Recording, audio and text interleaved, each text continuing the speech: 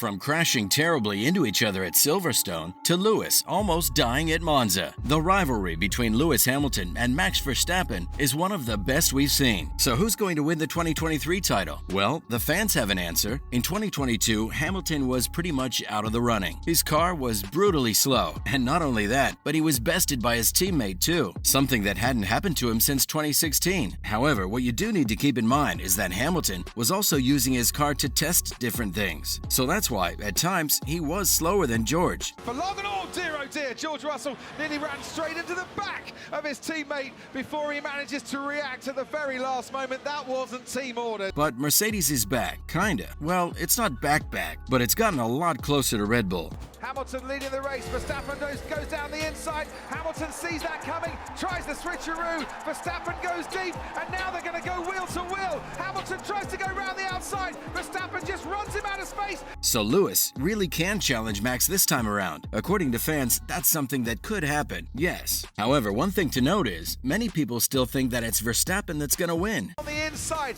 this time is just hanging back a little bit. And is the patience going to pay off here? Because Verstappen has got DRS down the main straight. Charles Leclerc can't cover him off. Verstappen takes... It's just, they feel Lewis is going to have much better odds than in 2022, but the Red Bull team has kind of become a sort of juggernaut, hasn't it? Plus, Max and Red Bull didn't have a lot of work to do, because in 2023, the 2022 regulations are mostly going to carry over, and the Austrian outfit completely nailed that. They made a car so perfect that it barely had any issues whatsoever. Some overtakes from a long way back. Look at the bouncing on the Ferrari. The Red Bull's coming at him. Verstappen goes round the outside into the chicane, stays on the track. Max Verstappen takes the lead at the sprint here at Imola. And with practicing out of the way, we can see that Red Bull is as strong as ever. Despite the reduction in wind tunnel time, the team did have a lot of issues at the start of the 2022 season. Their car wasn't reliable at all whatsoever. Third race of the season, and he's had to retire from 2 of them.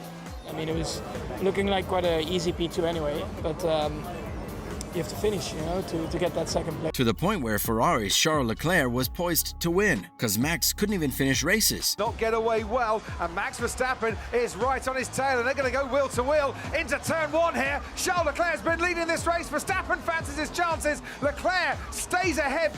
But then, all of a sudden, the team made a recovery, and it was absolutely unstoppable for the rest of the season. To think, Leclerc was the one to beat, and then Max finished the season 146 points ahead of him. Aaron has taken the lead. DRS helping out the Red Bull. Extra pace helping out the Red Bull. The leaders swap round on lap 9 here.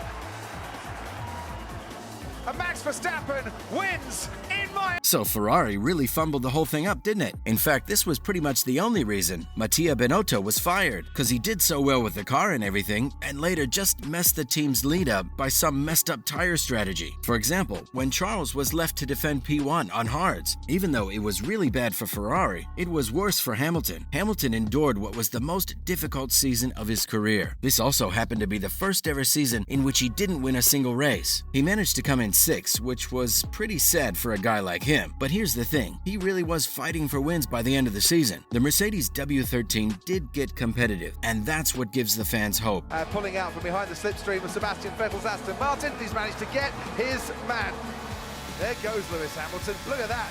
Even before he jams the brakes on to head into turn 1, Lewis Hamilton now ahead of Lando Norris. Because they figured out throughout the season what to do to make the car better, and since it was already fast by the end, they had a lot of time to improve it further over the winter. So if the W14 is fast, Hamilton will have a solid chance at being the world champion. And hey, it's not just the fans that have made this prediction. An F1 supercomputer used by Bonus Code Bets also thinks that the Brit might just win. The computer uses a lot of factors to assess who has the best odds, and according to that, Lewis Hamilton has odds of 10-3 to pick up what would be his record-breaking 8th title. Alright, if this confuses you, let me explain. If the 2023 season happened 13 times, Hamilton would win it 3 times. So, in other words, his probability of winning is 3 in 13. This shows that the fans' predictions are also kind of backed by some science. And while the supercomputer does think that Hamilton will for sure be in the fight, it doesn't think that he's going to be the expected champion. Instead, the bot believes that it's Verstappen who's most likely to win the World Championship. He collects the winner's trophy then for the 12th time. A 32nd career win then for Max Verstappen. Same as Fernando Alonso. A second world title for Max Verstappen. Max's predicted outcome is 5-4. In other words, if the season was raced 9 times over, Max would win 5 times. So Lewis now has a lot of work to do if he wants to win this time around, especially because this time round, Leclerc will be in the battle too. Or will he? The supercomputer isn't that sure. Charles Leclerc takes the fastest lap of the race and wins the Australian Grand Prix. What a comfortable victory that was. But the fans are. Charles was the runner-up last year, and at the same time, he's quick as heck. So it would make sense that he'd be in the fight, right? I mean, it makes sense to me, and it makes sense to most fans too. But the supercomputer isn't exactly keen on Ferrari's chances. According to the bot, the Monegasque is expected to come 3rd, while George Russell is expected to be 4th, and Charles's teammate, Sainz, is predicted to come 5th. Oh, and another prediction. Sainz is expected to come 4th in most of the races. Wait.